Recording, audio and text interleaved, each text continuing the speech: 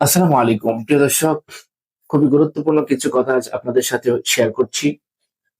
দেখুন, এই জুলাই সনদ নিয়ে যে তালবাহানা বর্তমান সরকার করতেছে, এটা আমরা সাধারণ জনগণ আসলে কিন্তু আশা করিনি। যারা আজকে এই জুলাই সনদকে সংবিধানের দোহাই দিয়ে বাস্তবায়ন করতে চাচ্ছেন না, আপনাদের এই চাইলবাজিটা কি জনগণ বুঝে না? হুম। আপনারা কেন এটা বাস্তবায়ন করতে চাচ্ছেন না? কারণ আপনারা এটা বাস্তবায়ন করলে তো পরে অর্থ পাচার করতে পারবেন না।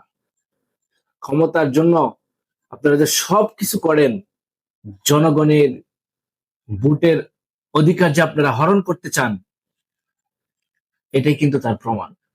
আর আশ্চর্য হয়ে আমি এই জন্য বিগত 17 বছরের আওয়ামী লীগ শাসনামল এবং আওয়ামী লীগের পতন, এইগুলো থেকেও যদি আপনারা শিক্ষা না নিতে পারেন, তাহলে আর কবে আসলে এই জাতির পরিবর্তন মনে হয় হবে না। জানি না আল্লাহ কি রাখছেন আমাদের কপালে।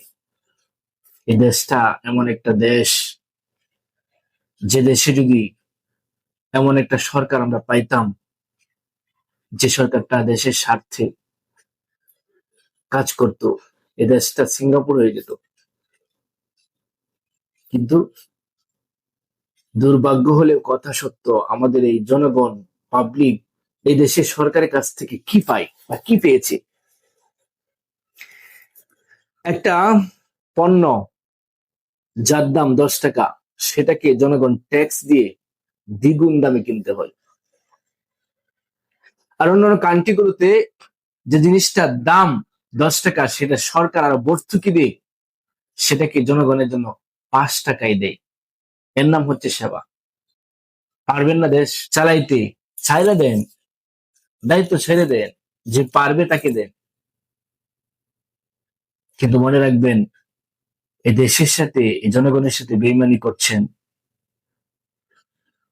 এ জাতি কোনোদিন আপনাদেরকে ক্ষমা করবে না।